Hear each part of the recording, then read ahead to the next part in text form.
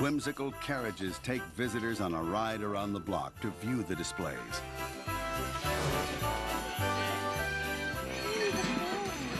They're singing.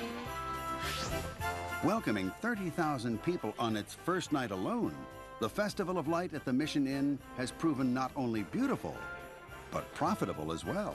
Friday that we turned on the lights, the hotel was full out. That was people, many of them from the local community, staying here just to have the experience of the lighting ceremony, the lights go on and so forth. So now it's turned out to be very successful. We're from Riverside, and we're here tonight to see the lights with our granddaughters. Got to be here every Christmas. Brought our This gets kids better here. every year.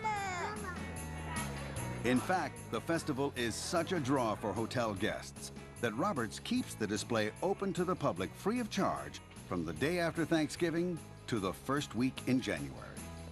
The hotel's really been supported by the community, and I kind of thought about, well, what can I do to kind of, say thank you and put something back to the community?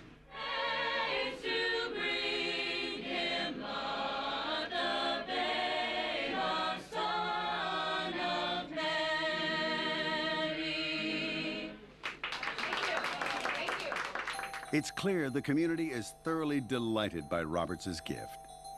It's just beautiful, seeing all the lights. It just gets you in the spirit of Christmas, and seeing Santa and the carriages and the horses. The kids love it, and we love it. Hello there. Merry Christmas. Got a win-win-win. I got win for me personally, personal pleasure of what it means to me. Number two, what it means to the community. And number three, now it's self-supporting for the hotel itself. So it turned out to be one great idea. That is great. He's one of those people that just loves Christmas. Christmas has a true spiritual meaning for him, but the gaiety and the festivities that go along with it are also his inspiration.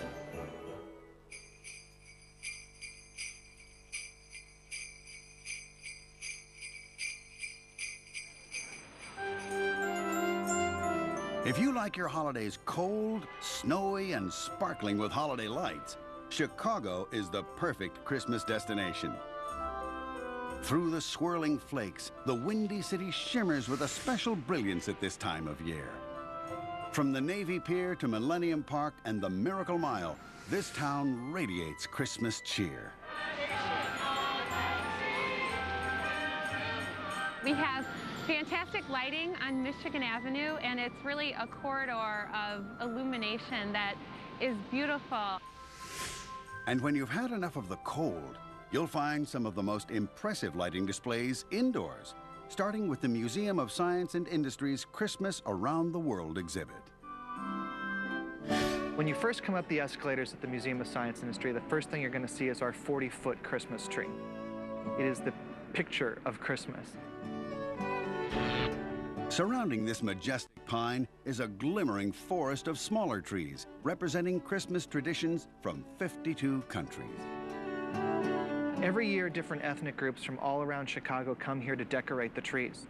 They come from cultural institutions, from churches, and some families that have been doing this for several generations, and some even make their own ornaments. Each tree incorporates different Christmas traditions or legends. The spider webs on the Ukrainian tree allude to a fable about a family who were too poor to decorate their tree.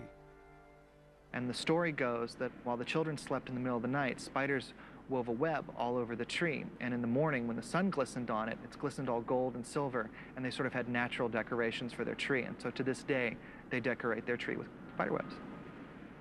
The Bolivian tree is our newest tree, and it's decorated with cholita dolls, which are traditional dolls made of corn husks. And they represent the traditional women's dress and the bowler hats from all over the country.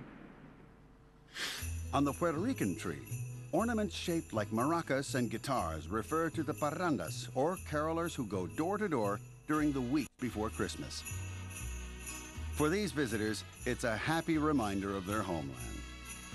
We're very surprised to see him over there at Puerto Rican style tree. Christmas tree.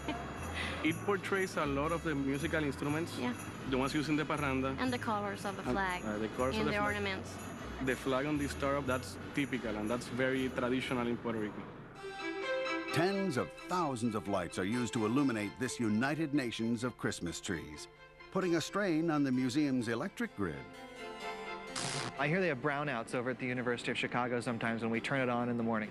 We have to spread all the electricity around the building. It's quite an engineering feat as well. The exhibit has been part of Chicago's holiday celebration for more than 60 years. Christmas around the world began in World War II as a tribute to our allied nations that were coming together to fight in the war. And we had one tree that all the allies would come in on a different day and decorate.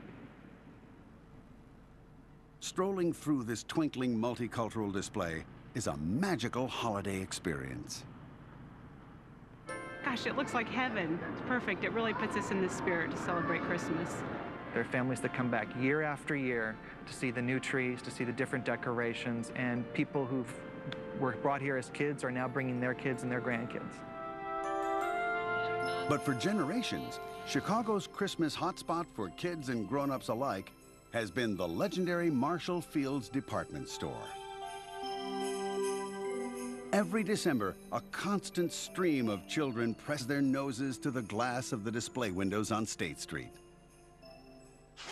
This year we have Cinderella, and it's the traditional tale of Cinderella that is interpreted by us and created, that Cinderella makes her own beautiful gown and all those wonderful things, and a little holiday touches.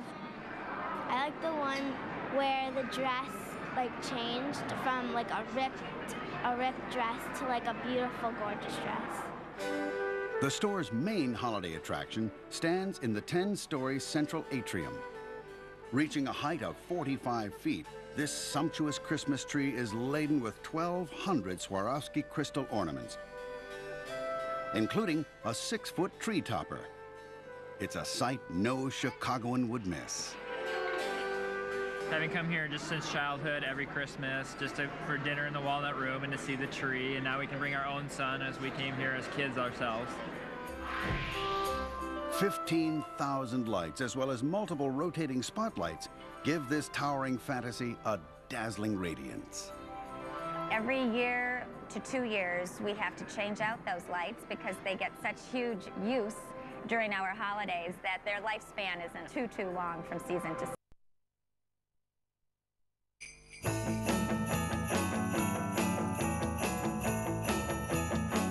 The neon glow of Las Vegas lights up the desert all year long. So it's no surprise this city does Christmas like nowhere else. The holiday display in the Bellagio Hotel's conservatory is a perfect example of Christmas decorating Vegas style. Vegas is about stimulation. It's about something over the top, and that's what we create here. Horticulturist Audra Danzak used 25,000 carnations to create the fur on these polar bears. They're looked after every day, and they're rebuilt about every 3 days completely. It takes 400,000 fresh cranberries to fill up this cranberry pond. And Danzak's team long ago lost count of how many holiday lights are in the display. These manzanita trees where the penguins are on, each tree has, at least 20,000 lights on it. So, we have hundreds of thousands of lights in here. But if you venture out of Vegas to the nearby desert town of Henderson, Nevada, you'll find a hidden holiday treasure that's just as eye-popping